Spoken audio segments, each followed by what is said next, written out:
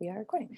All right. Hi, everybody. I am Sarah Bennis. I use she, her pronouns. I am an associate clinical professor at Merrimack College in our School of Health Sciences. And I'm here with Kevin Lorson. Let him introduce himself. Hi, I'm Kevin Lorson from Wright State University in Dayton, Ohio, health and physical education teacher, education coordinator for our program here at Wright State. I also do some work with the HOPE curriculum and some whole child initiatives here in Ohio. I'm going to turn it back to Sarah to do a little bit of a conversation about why we're here and why this topic is important. Yeah, thanks, Kevin. So we're here today to provide a brief snapshot of a recent article that Kevin and I wrote with Tammy Weiner that was published in the recent JOPERD November-December 2020 edition on trauma-sensitive practices in health education. So we're here to give you a little preview of some of the key ideas that we talk about in that article. And then at the end, we're going to invite you to join us for some additional opportunities in the spring. Hold on, gotta get it to change here. So one of the things that we really wanted to start framing this conversation around is, as Kevin mentioned, the why. And you can see on the slide here, there's sort of three big ideas that justify why we need to have trauma-informed perspectives and trauma-sensitive approaches in health education. So the first is that, for young people to experience trauma and adversity, it's common. So it is extremely likely that you have had, do have, or will have young people in your classes who have experienced trauma and adversity, and knowing how to support them is going to be really important in ensuring their success, both academically, but also their, development as people. We can support them in multiple areas as well. We also want to acknowledge that, we are currently in a pandemic, and we do know from recent research and that, again, probably we just all know anecdotally from our own experiences that pandemics can lead to increases in stress and increase the risk of adverse childhood experiences and toxic stress. And that's for a lot of reasons. But, when you think about unemployment and the added stress of a lot of other pieces going on, we have to acknowledge that this time is potentially increasing the amount of trauma and adversity that our young people are experiencing. And just as I mentioned, even the trauma and adversity can impact what's happening in the classroom. And so it's really important as health educators that we know that we understand that this is something that is common, and that we have tools in our toolkit to be able to, again, support our young people who might be experiencing trauma and adversity, and also know when and how to get them help when needed. I'm going to toss it back over to Kevin here to talk to us about the context of the whole school, whole child, whole community. I just said it wrong. The whole school, whole community, whole child approach. Thanks, Sarah. And just to set the table here a bit for our perspectives on trauma-sensitive practices in health education, our perspective is one of a whole child approach. And many of you already are well aware of this, the strong connection between education and health. Also, the interaction between school and community factors in terms of our student success, but also how that influences our work in the classroom. And so our goal is always to create healthy, safe, engaged, supported, and challenged students. So you see that goal right there in the middle. And that's still our goal within trauma-sensitive practices. Also, the other great thing about this WISC approach, it not only sets the stage for our role in specifically health education, as you can see there in the blue circle, but it also stresses the importance of a whole school and a whole community approach. So while we do have a very significant role to play in health education, we also need to know that there are supports, services, prevention, school climate. There are other people, services, programs, and practices that can really help us and support us along the way. So it helps us to understand our scope of practice, that we are going to work within health education, but we're also going to be connected to the greater school and also to the community. And again, our key role in health education is to develop healthy behaviors, but also we want to play the part in supporting all of that healthy, safe, engaged, supported, and challenged as our outcome. Sarah's going to tell us a little bit more about specifically practices within health education, in particular health education curriculum.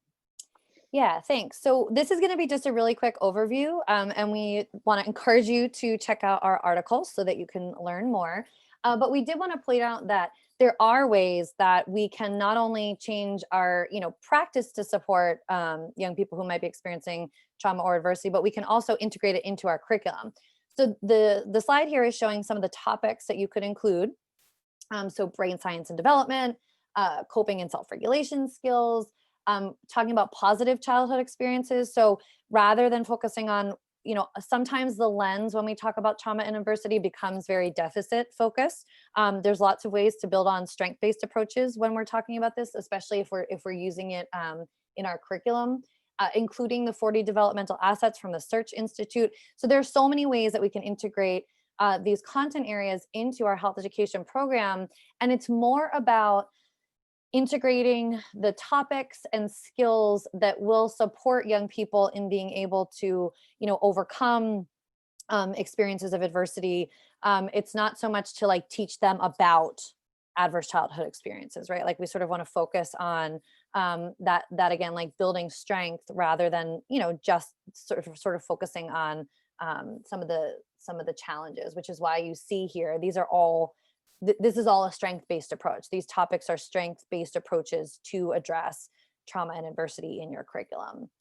And of course, many of you may know that I'm a big advocate for a skills-based approach. So we wanted to show how you can make these connections through a focus on the National Health Education Standards. So it's sort of like we have these topics that can align, but when we, frame them underneath the national standards, we're really going to support that skill development in ways that are going to, translate into students being able to use this in their everyday lives. And so you can just see, again, these are just some examples of pairings you could do. So for example, looking at accessing information, they could go to different websites to be able to understand brain science, and they have to evaluate the websites that they're going to justify that those are valid and reliable sources.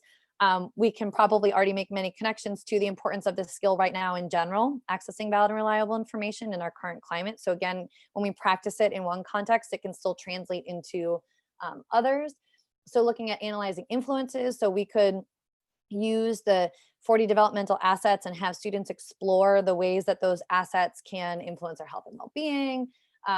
Self-management for sure provides a lot of opportunity to help students develop and practice skills of coping, resiliency, stress management. So again, there's all sorts of opportunity for us to build these skills in the frame of content that will, again, support students' ability to, build their strengths and build their tools in their toolbox to be able to support themselves and others who, again, may be experiencing trauma and adversity, and just lead to a broader understanding, of these issues. And, there's just such an exciting opportunity that we have in health education to really support our young people. That was one of the reasons why we wanted to really sort of write this article and show some of the different ways that we can do this. So I'm going to toss it back to Kevin. I got to make sure I can advance the slide here to talk to us kind of about some big perspectives. Oh, sorry, Kevin. No, and as we continue the conversation, I think one of the key points that we've all had a conversation about in terms of us as the authors, how we've grown and continue to cultivate the work, so to speak. I think we've talked multiple times about each of us have had a moment to say, oh no, I can be better.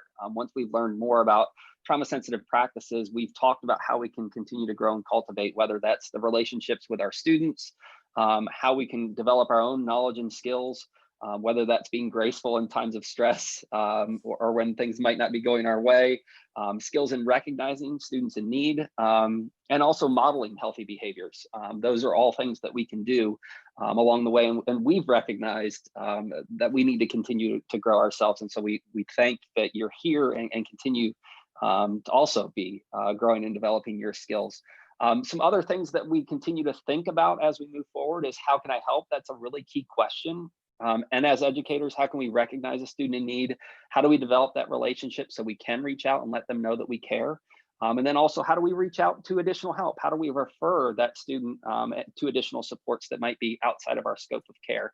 And the last piece is, and again, it's really important during this time, is to continue to care for ourselves a bit and develop strategies and skills for teacher self-care, whether that might be a quick charge to keep our battery charged throughout the day, or some other strategies that can keep us healthy throughout the school year and over time. And so we continue to grow and develop. And I encourage all of you, again, to join us, as Sarah's going to talk about here just in a second, for our critical conversation, so we can continue to cultivate that growth. Yeah, so just to wrap here, as Kevin mentioned, we have an opportunity, more information will be coming out soon, but in spring of 2021, to come together as a health ed community and have some conversations around this. As Kevin mentioned, in this work, and we have had conversations with Tammy too, so we can really sort of speak for all three of us to say that, the more you know, sort of the more you don't know, and how, helpful it's been, I think, for the three of us to be able to engage on this journey together, to learn from each other, and then reaching out and understanding what's going on in classrooms. And so we hope that you will join us in the spring for more conversations about trauma-informed, approaches in health education and trauma-sensitive practices in health education. And in the meantime, again, we invite you to read our article that came out in JOPERD. You can see the information here that goes into more depth about some of the topics that we highlighted here. And again, we just hope to see you in the spring to join us in this conversation. And thanks, Kevin, for being here with me today. And thanks, everybody, for watching. Thank you.